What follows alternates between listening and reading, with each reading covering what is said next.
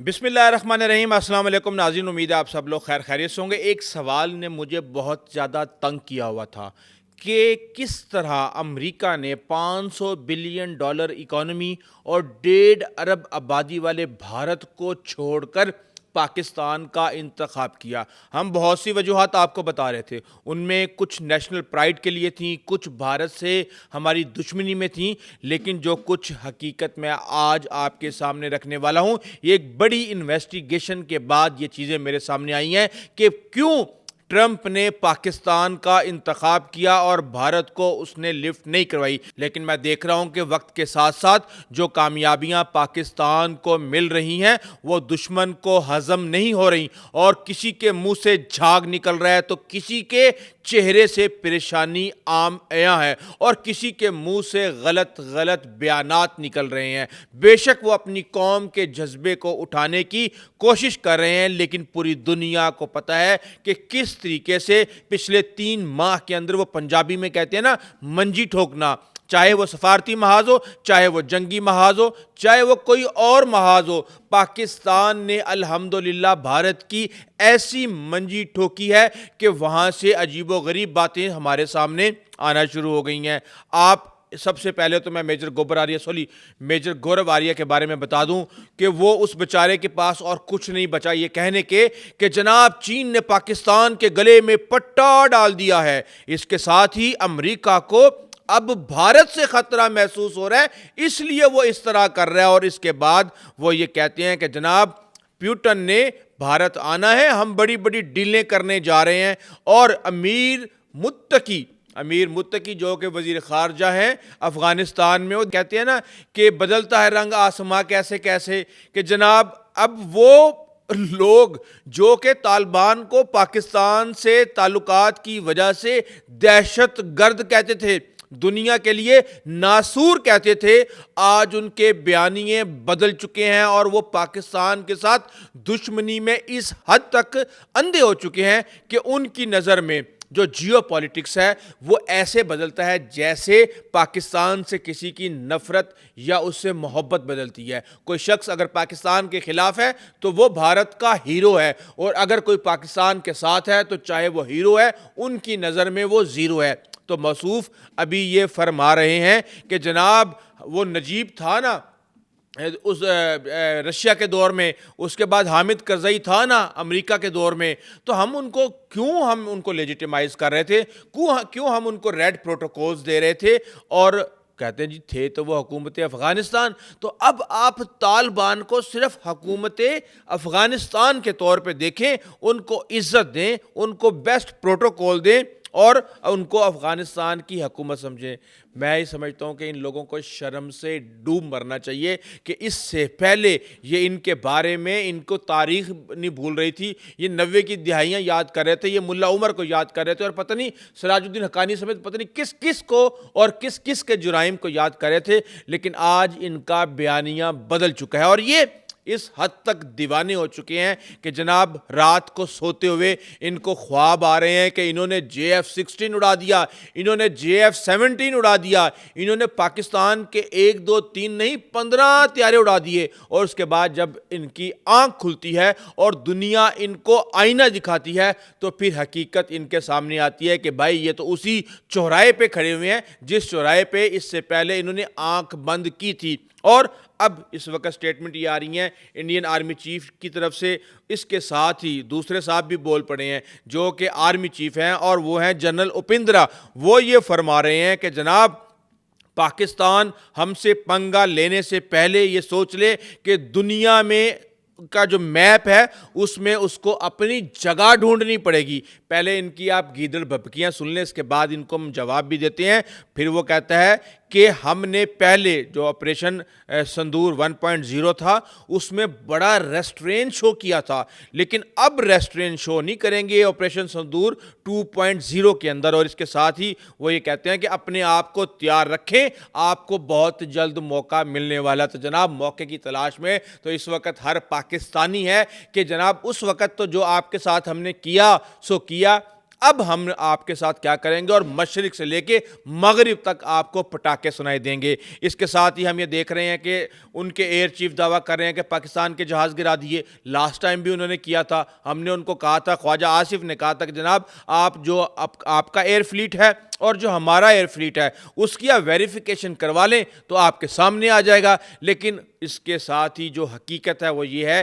کہ ان کے جو فوج ہے وہ اسٹریٹجک شارٹ سائٹڈنیس، جو ان کی پولیٹیکل لیڈرشپ ہے، ان کے ہاتھ میں آئی ہوئی ہے۔ اور ویسے بھی میں ان کو کہتا ہوں کہ یہ موٹی بدھی والے لوگ ہیں، ان کی اتنی عقل نہیں ہے۔ یہ مال کمانے کے معاملے میں تو بن جاتی ہیں، لیکن لڑنے کے معاملے میں یہ نہ کبھی انگریزوں نے ان کے اوپر ڈیپینڈ کیا اور نہ ہی اس سے پہلے کبھی انہوں نے خود اپنے اوپر ڈیپینڈ کیا، اسی لیے اس طرح کی حرکتیں یہ کرتی رہتی ہیں۔ اب باہر کا الیکشن ہے، بیانات آنا شروع ہو گئے ہیں، بھارت کی سینا اس وقت مودی سینا میں تبدیل ہو چکی ہے، اور ہم یہ پوچھ رہے ہیں کہ بھائی یہ کیا معاملہ ہے، یہ کیوں اتنے پریشان ہو گئے ہیں؟ تو ہمارے سامنے یہ خبر آتی ہے کہ جناب اب تو راج ناتھ سنگھ سر کریک کا ذکر کر رہے ہیں۔ اب میں نے کہا یار سر کریک کا ذکر آ ہی گیا ہے تو کیوں نہ اپنے ناظرین کو بھی تھوڑی سی تفصیل اس حوالے سے ضرور بتاؤں گا کہ یہ سر کریک کا معاملہ کیا ہے۔ لیکن اس سے پہلے آپ کو بتا دوں کہ یہ راج ناتھ سنگھ نے کہا کیا ہے۔ اس نے کہا کہ ہمیں یہ پتہ چلا ہے کہ پاکستان سر کریک کی طرف اپنا فوجی انفراسٹرکچر بنا رہا ہے، اگر سر کریک کے ارد گرد کوئی مہم جوئی کی گئی تو جواب اتنا شدید ہوگا کہ پاکستان کی تاریخ اور جغرافیہ بدل دیں گے۔ اب آپ یہ دیکھیں کہ ایک طرف آرمی چیف پاکستان کا جغرافیہ بدلنے کی کوشش کر رہے ہیں اور دوسری طرف راج ناتھ سنگھ پاکستان کی تاریخ اور جغرافیہ بدلنے کی کوشش کر رہے ہیں۔ لیکن راج ناتھ سنگھ صاحب آپ کو خواب میں ساری زندگی مغل ستاتے رہیں گے، غزنوی غوری سے لے کے ہر ایک رات کو آپ کی نیندوں میں آتا رہے گا، اور آپ سے جو 1500 سال آپ کو غلام بنا کے رکھا ہے انہوں نے، وہ آپ کو ڈراؤنے خوابوں میں آ کے ستاتے رہیں گے۔ اب وہ یہ کہتے ہیں کہ جب آپ گجرات کے اندر موجود تھے، وہاں پہ ایک فوجی اڈا تھا، اور اس کے ساتھ ہی آ کے کہتے ہیں کہ جناب سر کریک کے اندر پاکستان اپنی عسکری کارروائیاں کر رہا ہے۔ 1965 میں بھارتی فوج لاہور پہنچی تھی، لیکن اس کے ساتھ ہی وہ کہتے ہیں کہ سر کریک سے ایک سڑک کراچی بھی جاتی ہے۔ اب آپ ان کی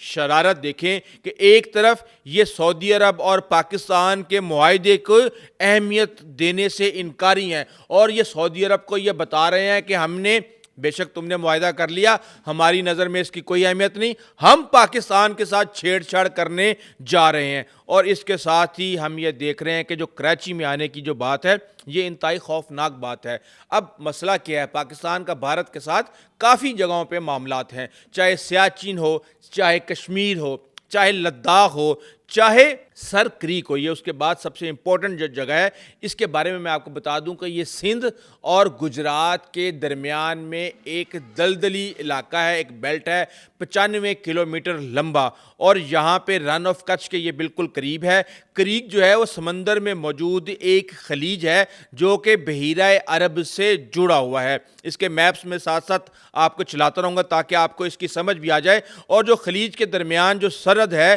وہ 1990 میں پاکستان اور بھارت کے درمیان بہت زیادہ گرم رہی، لیکن آج اگر کوئی سر کریک کا ذکر کرے گا تو اس کو یہ ایشو مردہ ایشو نظر آئے گا۔ لیکن یہاں پہ ہم یہ دیکھ رہے ہیں کہ راج ناتھ سنگھ اس ایشو کو بھی زندہ کرنے جا رہے ہیں، اور ایک طرح سے ہم یہ دیکھ رہے ہیں کہ یہ جو گرین لائن ہے اس کو یہ ریڈ لائن میں بدلنے کی کوشش کر رہے ہیں۔ میپ کے اوپر اگر آپ یہ دیکھیں تو جو گرین لائن ہے وہ پاکستان کی تجویز کردہ سرحد ہے، اور جو ریڈ لائن ہے وہ بھارت کی تجویز کردہ ریڈ لائن ہے۔ دراصل ہوا یہ کہ جو خلیج کا کارنر ہے، پاکستان کہتا ہے کہ جناب یہ وہاں پہ اس کا بارڈر ہونا چاہیے، جبکہ بھارت یہ کہتا ہے کہ نہیں جی اس کے سینٹر میں جو ہے وہ اس کا بارڈر ہونا چاہیے۔ لیکن حقیقت یہ ہے کہ 1914 میں جب انگریز راج یہاں پہ موجود تھا تو اس نے صوبہ سندھ اور گجرات کے کچھ حصوں کو بامبے پریزیڈنسی کے انڈر کر دیا تھا، اور اسی وقت اس کا سروے بھی نہیں ہوا تھا۔ پھر 1914 کے اندر اس کا سروے ہوا، اور پھر یہ قرارداد بامبے ریزیڈنسی نے ہی جاری کی کہ کوئی بھی دریا ہو تو اس کے درمیان میں سرحد نہیں ہو سکتی، اس کے ساحل پہ سرحد ہوتی ہے۔ تو اس کے بعد یہ سر کریک جو ہے اس کا یہ ہمیں ملا تھا اور یہ جو پاکستان کے حصے میں آیا تھا، لیکن اس کو بھارت نے ماننے سے انکار کر دیا اور یہ معاملہ ابھی بھی بھارت اور پاکستان کے درمیان بہت زیادہ گرم ہے۔ کیوں؟ کیونکہ یہ جو پٹی ہے، اگر اس پٹی کو اگر ہم کئی کلومیٹر اندر اگر ہم ایکسیپٹ کر لیتے ہیں تو جتنا بھی ایریا ہے فشنگ کے حوالے سے یا وہاں پہ منرلز کے حوالے سے یا بلیو اکانومی کے حوالے سے پاکستان اس سے ہاتھ دھو بیٹھے گا، جس کے لیے پاکستان کسی صورت بھی تیار نہیں ہے۔ تو اس وقت یہ صورتحال چل رہی ہے، لیکن اس کے ساتھ ہی میں آپ کو بتا دوں اس وقت جو قومیں ہیں وہ نئے اتحاد بنا رہی ہیں، الائنسز شفٹ ہو رہے ہیں، بھارت امریکہ سے ہٹ کے واپس چین کے ساتھ دوستی کرنے کی کوشش کر رہا ہے جو ساری زندگی نہیں ہونی۔ پاکستان جو ہے وہ چین اور امریکہ کے ساتھ ساتھ دیگر دنیا کے ساتھ اپنے الائنسز بنا رہا ہے، اور ہم یہ دیکھ رہے ہیں کہ پاکستان اور امریکہ کے بارے میں کہا یہ جاتا ہے نا کہ جب بھی ضرورت پڑتی ہے امریکہ پاکستان آتا ہے، بالکل ایسی ہی حقیقت ہے۔ سب سے پہلے وہ آیا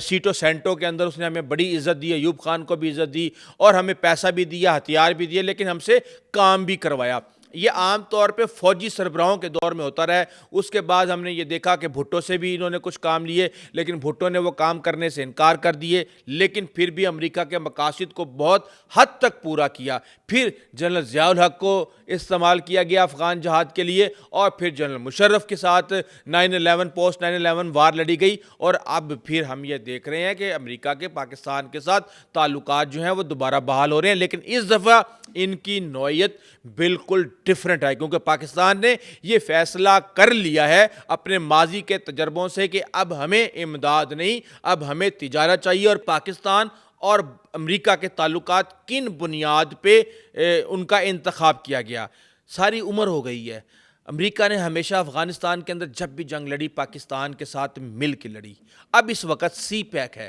دو آپشنز ہیں کہ پاکستان کو اپنی طرف راغب کر لے امریکہ، اور سی پیک کا جو مین بندہ ہے وہاں پہ ان کو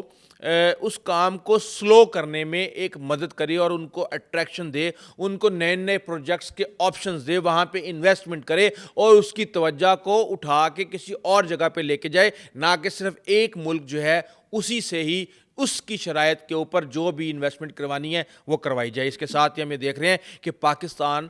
جو ریجنل ڈسپیوٹس ہیں اس وقت ان کو سالو کروانے کے اندر اس وقت پاکستان بالکل ٹاپ پہ ہے۔ آپ نے ایران سے بات کرنی ہے تو آپ کو پاکستان کی خدمات چاہیے، اور یہ ٹرمپ سمیت پوری دنیا کو بڑے اچھے طریقے سے پتہ چل چکا ہے کہ کس طرح ایران اور اسرائیل تنازع کے اندر اور سیز فائر میں پاکستان کا کردار تھا۔ پھر آپ نے افغانستان میں کچھ کرنا ہے تو پاکستان کی ضرورت ہے، پھر آپ نے چین سے بات چیت کرنی ہے تو اس میں بھی پاکستان ایک اہم کردار ادا کرتا ہے، اور سینٹرل ایشیا تک جو ریجنل کنیکٹیویٹی ہے وہ بھی پاکستان کے بغیر نہیں ہو سکتی۔ تو اب پاکستان چین اور امریکہ دونوں کو ہی ریجنل کنیکٹیویٹی دینے جا رہا ہے۔ اس کے ساتھ ہی ہمیں دیکھ رہے ہیں کہ کاؤنٹر ٹیررزم جو کہ مین انٹرسٹ ہے امریکہ کا، وہ بھی پاکستان کے علاوہ اس خطے کے اندر کوئی بھی کاؤنٹر ٹیررزم کے اندر امریکہ کے لیے اتنا مفید نہیں ہے جتنا کہ کوئی اور ملک ہو سکتا ہے۔ جس طرح کابل کے اوپر ابے گیٹ پہ حملے کے ملزم کو پاکستان نے 1 منٹ میں پکڑ کے دیا، اور پھر ٹرمپ کو اپنی